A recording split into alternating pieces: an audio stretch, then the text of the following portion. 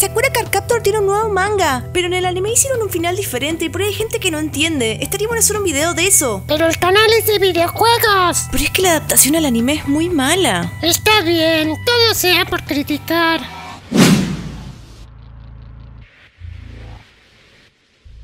Sakura Card Captor es capaz de ablandar hasta los corazones más fríos.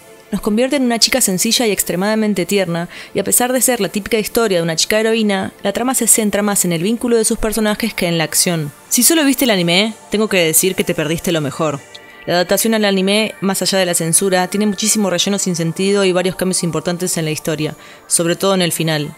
Si no leíste el manga y pensás hacerlo, te recomiendo que cierres el video y lo leas. Te dejo en la descripción 2 sitios donde puedes bajarlo tranquilamente. Vale la pena. Si pensás que te va a dar paja leerlo o si ya lo leíste, prepárate y... ¡libérate! En el anime nos presentan a Sakura antes de ser una Card Captor. Cómo es su vida, su familia y sus vínculos. Está sola en su casa cuando unos ruidos en la biblioteca le llaman la atención. Encuentra accidentalmente el libro Clow, toma la primera carta y lee la palabra viento en voz alta. Eso activa la carta y, por su culpa, se dispersan las cartas por todos lados.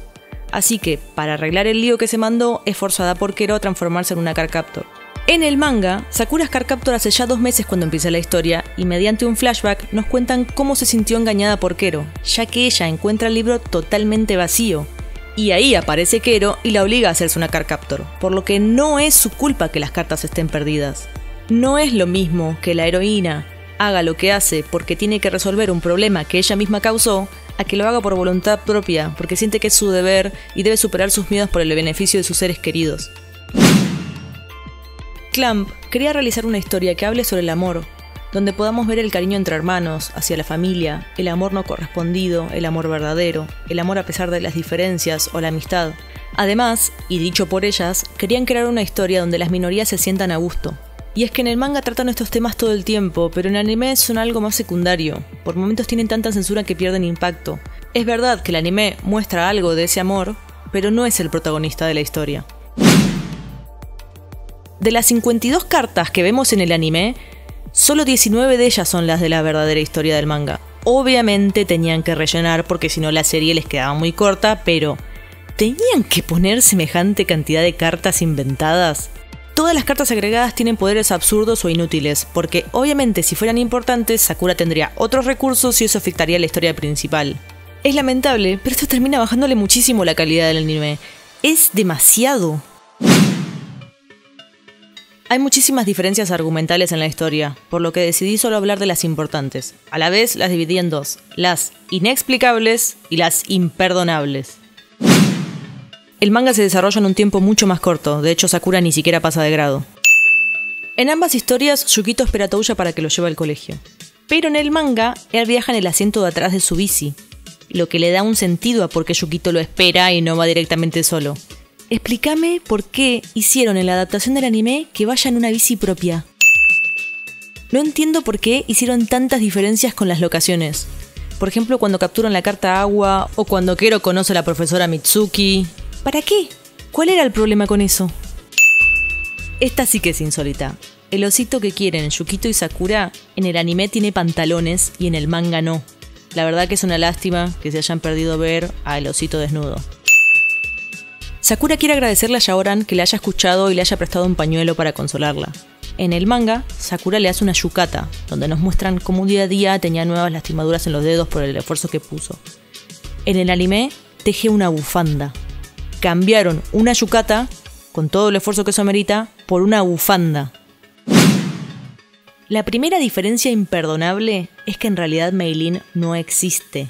¿A quién se le ocurrió meter un personaje tan molesto? En realidad no hay una competencia por la captura de las cartas. Esto es una gran diferencia porque en el anime nos muestran como que hay 2 bandos, el de Sakura Tomoyo y Kero contra el de Yaoran y Meilin. Como si compitieran todo el tiempo por a ver quién atrapa la carta. En el manga no es así. Sakura se queda con todas las cartas porque es ella la que las sella. Las cartas no eligen, después de ser selladas, a quién pertenecer, y a Yaoran no le importa tener más magia, solo quiere que la carta deje de hacer sus fechorías. Por ende, Yaoran jamás captura ninguna carta y ayuda a Sakura sin buscar ningún beneficio propio. Hablando de Yaoran, su mayordomo tampoco existe. y eso nos muestra a Yaoran como un personaje muy maduro por vivir solo. En el manga, Tomoyo está completamente enamorada de Sakura, y esto no es una suposición, se lo dice varias veces y Sakura medio como que no entiende. Los sentimientos de Tomoyo son puros. Es uno de los ejemplos que Clan quería darnos sobre el amor verdadero, que el amar no es poseer al otro. Tomoyo es feliz mientras Sakura sea feliz, y sabe que expresarle su deseo de estar con ella solo le causaría angustia por no poder hacerla feliz también. En el anime vemos que ella tiene un especial cariño, pero no sé si queda claro. En el anime, Sakura no le quiere decir a nadie que es una Cardcaptor, pero Tomoyo la termina descubriendo. En el manga, Sakura se lo contó, porque es su mejor amiga. Cuando Touya y la profesora Mitsuki se separan años atrás, ella le dice que cuando se vuelvan a ver, ambos van a estar enamorados de otra persona. Sabemos de quién está enamorado Touya, pero ¿y la profesora Mitsuki? En el anime nunca nos dicen más nada sobre eso, pero en el manga nos enteramos que ella está con Eriol.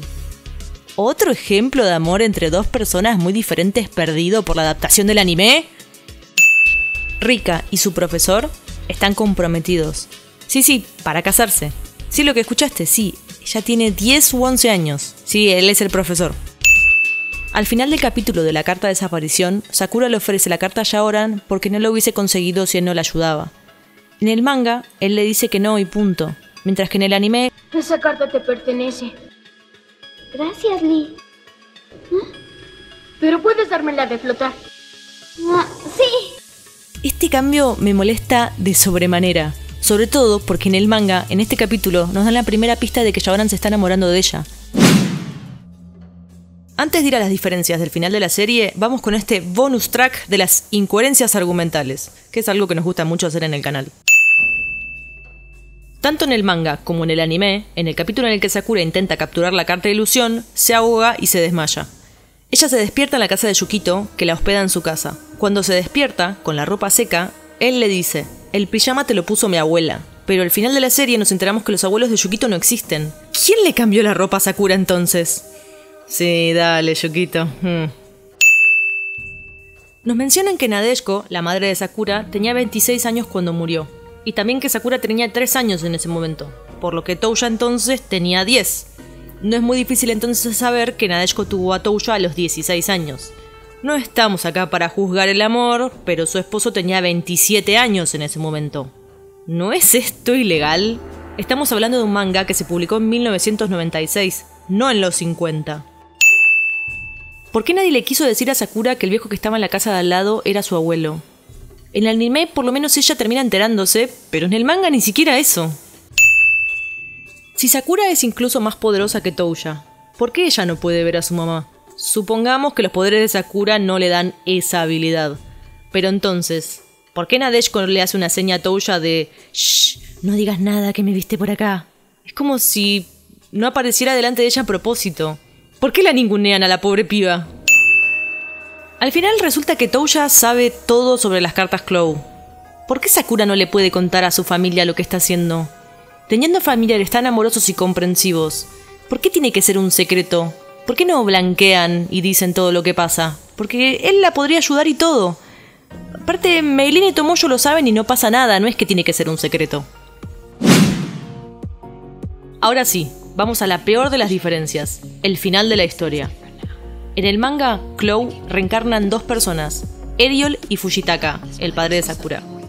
Quiere decir que Sakura no solo es la heredera de las cartas, sino que también es la hija de la reencarnación de Clow.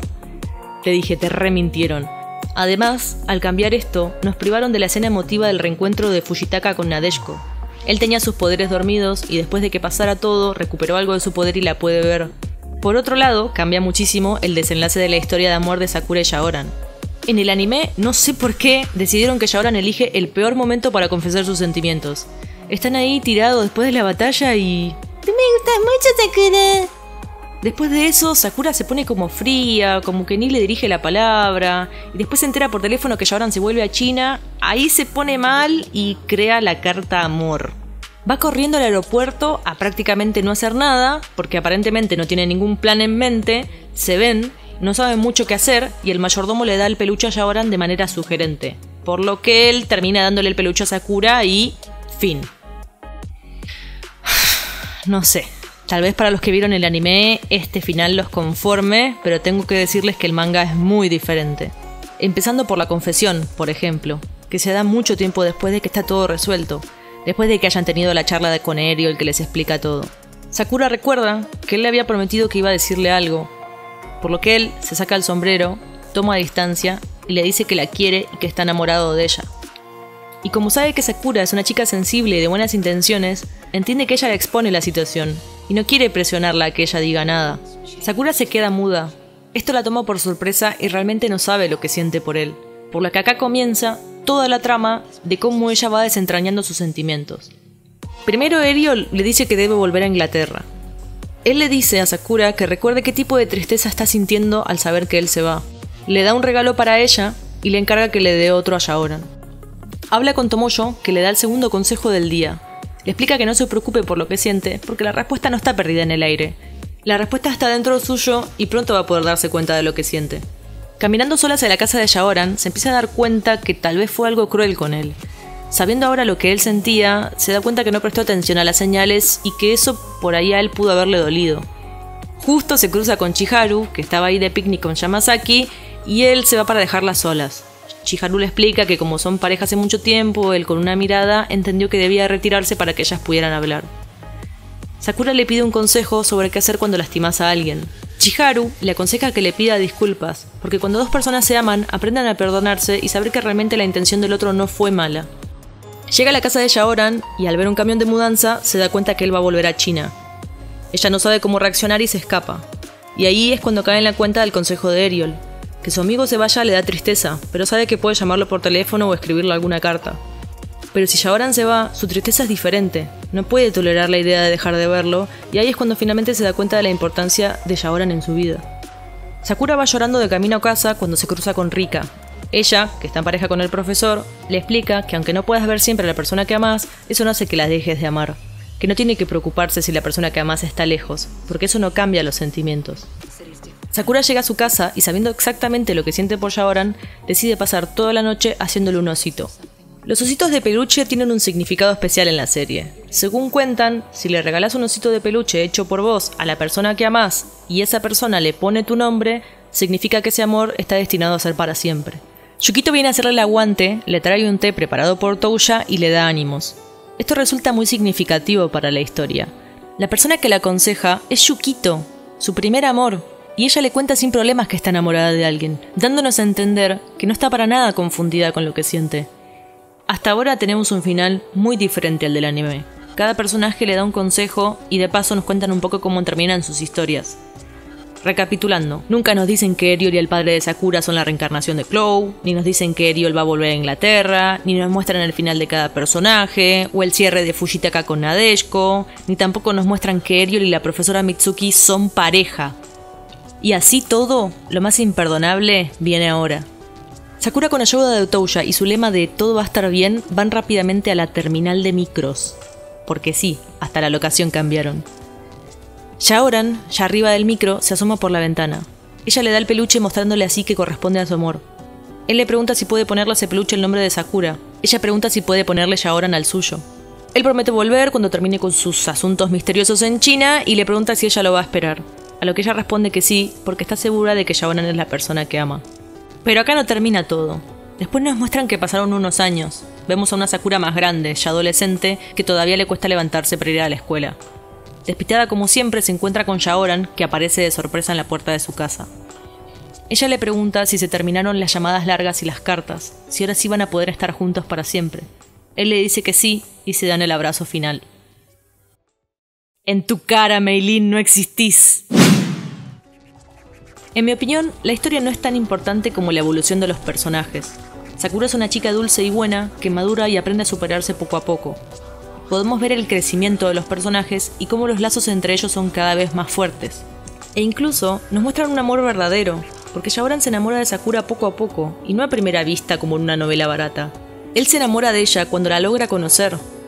Como crítica puedo decir que Clamp se preocupó mucho por mostrar el amor y la ternura, pero creo que para mostrar amor también hay que mostrar odio. Y esto es algo que a la serie le falta. ¿Notaron que no hay malos? Las cartas hacen travesuras solo para que su dueño aprenda y muestre que es digno de poseerla. Eriol hace sus maldades con una buena causa. Y no solo no hay malos, sino que nadie comete ningún tipo de acto con malicia. Literalmente, en toda la serie, jamás alguien fue egoísta ni cometió ningún acto por codicia o pura maldad. Son todos demasiado buenos, empalaga. Y no digo que esto esté mal, solo que ¿no hubiésemos tenido escenas mucho más legendarias si algún personaje se dejaba llevar por sus pasiones más allá de lo correcto? Tan, tan.